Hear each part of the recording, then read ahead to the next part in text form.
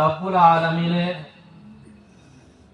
আসমানে দুনিয়ার মধ্যে আইয়া ফেরেশতারে সম্বোধন করেন, এই যে আমার বান্দা হল আমার বিধান হুকুম ঈদের 2 রাকাত নামাজ আদায় করলো, এরারে আমি কি বদলাইতাম কো? ফেরেশতায় জবাব দেন, আল্লাহ আপনার শান মোতাবেক আপনি দেন।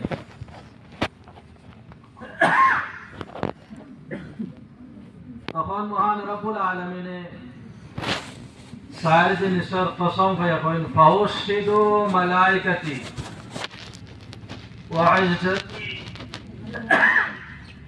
ও জালালি ও কিবরিয়াই ও উলুয়ে শানি, আমার ইজ্জতের কসম, জালালের কসম, আমার শানের কসম, আমার কিবরিয়ার কসম, এই নামাজ পড়নেওয়ালা বান্দা হলর জীবনের গুনারে আমি নেকি দি বদলাই দিলাম।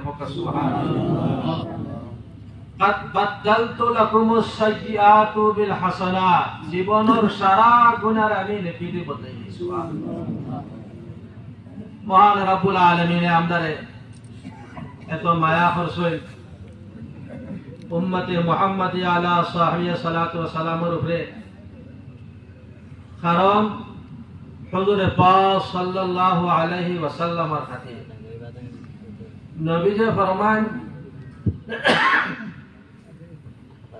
আনা ইবনু যাবিহাইন, আমি 2 জবাহর ছেলে। ঘটনা লম্বা, প্রায় জানেন আপনারা। হযরতে ইব্রাহিম আলা নবীনা আলাইহিস সালাতু ওয়াস সালাম শেষ সময় ইসমাঈল আলাইহিস সালাতু ওয়াস সালাম পাওয়ার পর বেশি মায়া করতা, আদর করতা। আল্লাহ এখন, ইব্রাহিম তোমার দিল আমার, আর তোমার দিল তোমার ইসমাঈলের লগে এত মায়া কেন? হযরতে ইব্রাহিম আলাইহিস সালাতু ওয়াস সালাম, আল্লাহ আপনার লগে মায়া বেশ, বলে তোমার হুয়ারে জবাব করো। ও হযরতে ইব্রাহিম আলাইহিস সালাতু ওয়াস সালামের কুরবানি ইসমাঈল আলাইহিস সালাতু ওয়াস সালাম রে দেওয়া, বাপ হুয়া রেডি হয়ে গেলা, কুরবানি হয়ে যেত। এখনো সিন আছে মক্কা শরীফ, ছোট্ট একটা টিল্লার মধ্যে